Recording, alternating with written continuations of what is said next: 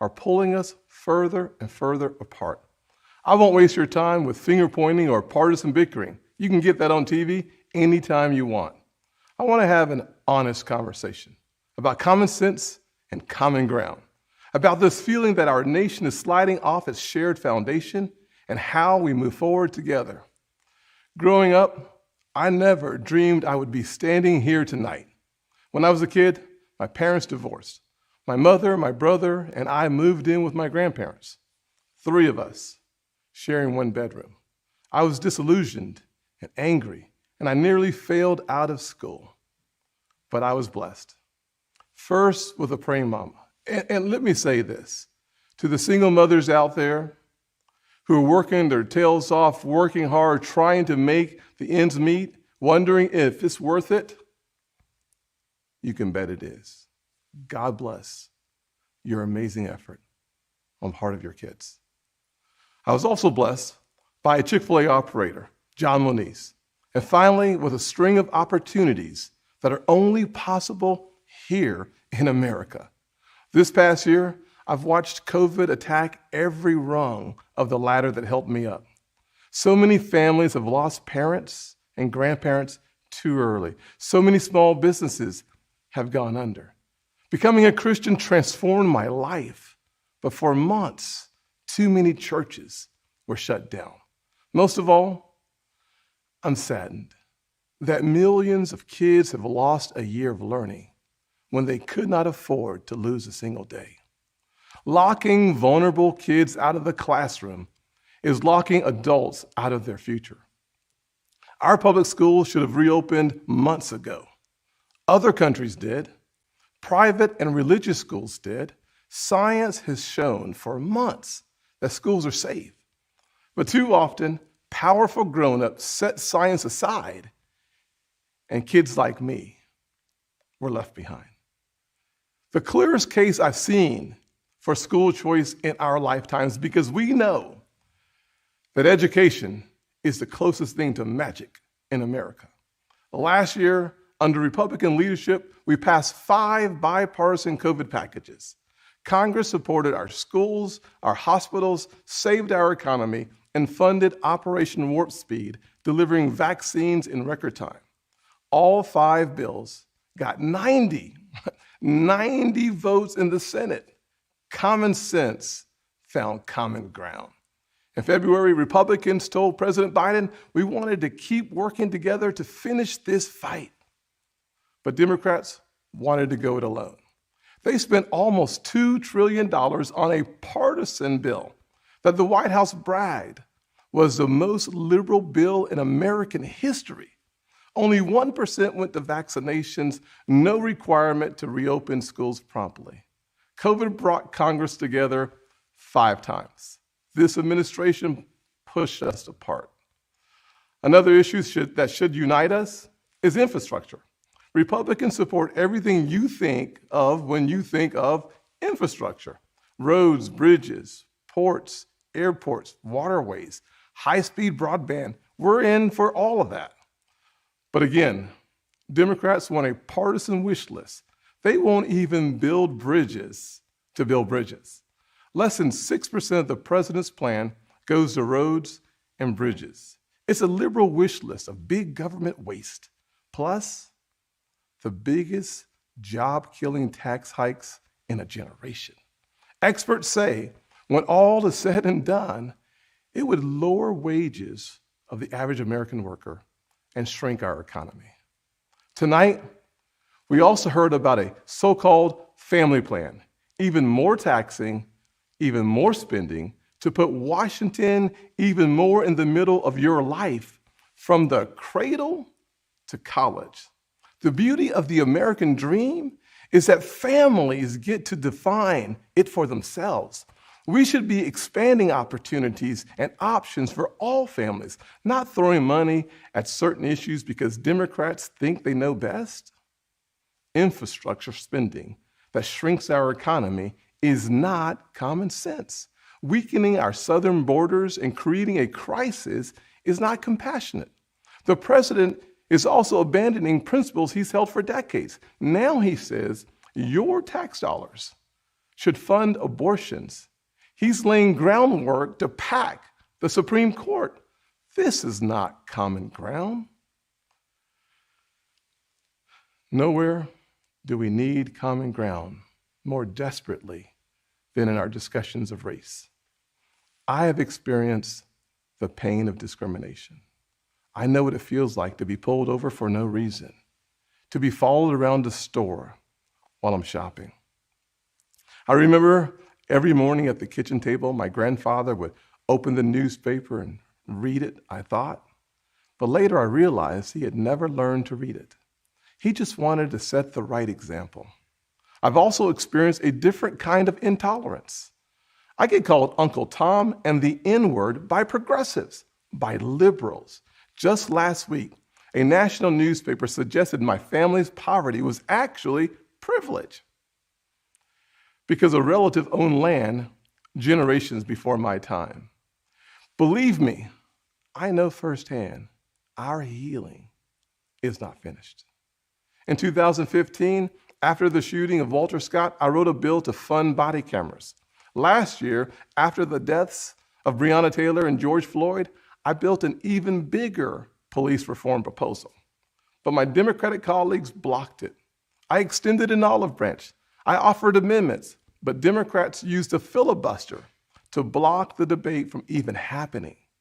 My friends across the aisle seemed to want the issue more than they wanted a solution. But I'm still working. I'm hopeful that this will be different. When America comes together, we've made tremendous progress, but powerful forces want to pull us apart. 100 years ago, kids in classrooms were taught the color of their skin was their most important characteristic. And if they looked a certain way, they were inferior. Today, kids are being taught that the color of their skin defines them again. And if they look a certain way, they're an oppressor. From colleges to corporations to our culture, people are making money and gaining power by pretending we haven't made any progress at all, by doubling down on the divisions we've worked so hard to heal. You know this stuff is wrong. Hear me clearly. America is not a racist country. It's backwards to fight discrimination with different types of discrimination. And it's wrong to try to use our painful past to dishonestly shut down debates in the present. I'm an African American who's voted in the South my entire life. I take voting rights personally. Republicans support making it easier to vote and harder to cheat, and so do the voters. Big majorities of Americans support early voting, and big majorities support voter ID, including African Americans and Hispanics.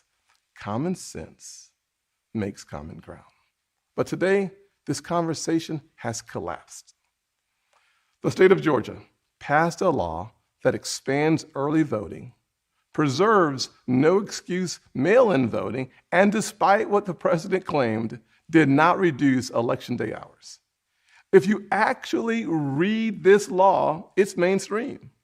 It will be easier to vote early in Georgia than in Democrat-run New York. But the left doesn't want you to know that.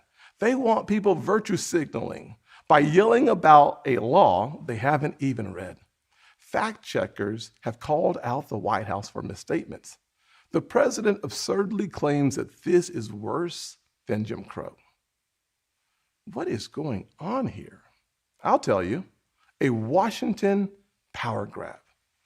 This misplaced outrage is supposed to justify Democrats' new sweeping bill that would take over elections for all 50 states.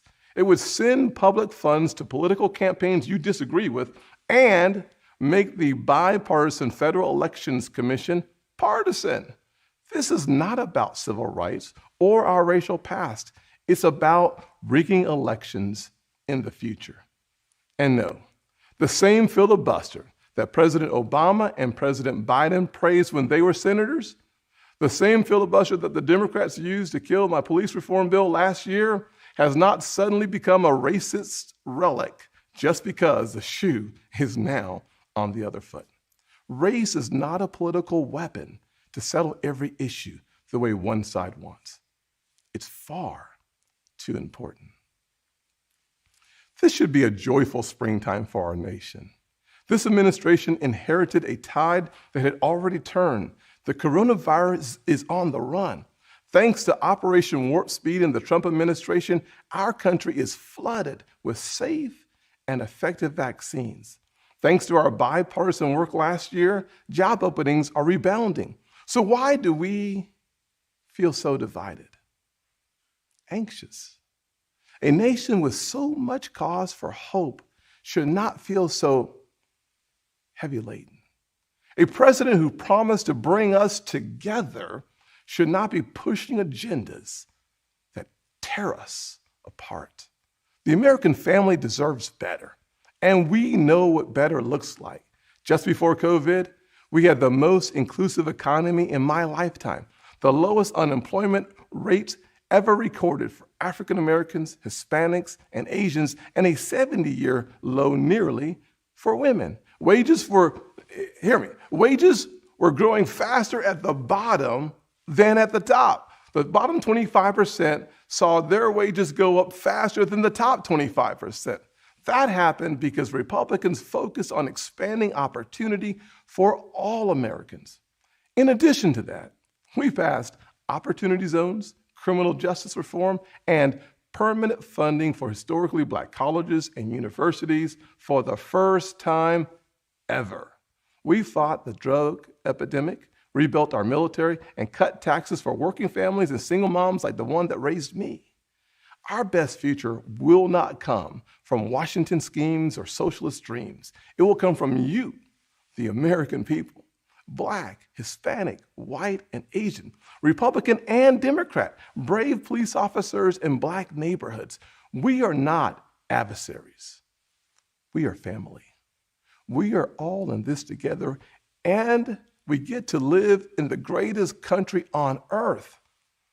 The country where my grandfather in his 94 years saw his family go from cotton to Congress in one lifetime.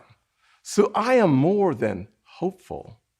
I am confident that our finest hour is yet to come. Original sin is never the end of the story, not in our souls and not for our nation. The real story is always redemption. I am standing here because my mom has prayed me through some really tough times. I believe our nation has succeeded the same way because generations of Americans in their own ways have asked for grace and God has supplied it. So I will close with a word from a worship song that really helped me through this past year of COVID. The music is new, but the words draw from Scripture. May the Lord bless you and keep you, make his face shine upon you and be gracious to you.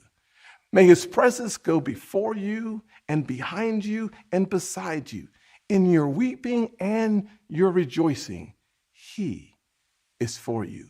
May his favor be upon our nation for 1,000 generations, and your family and your children and their children. Good night, and God bless the United States of America.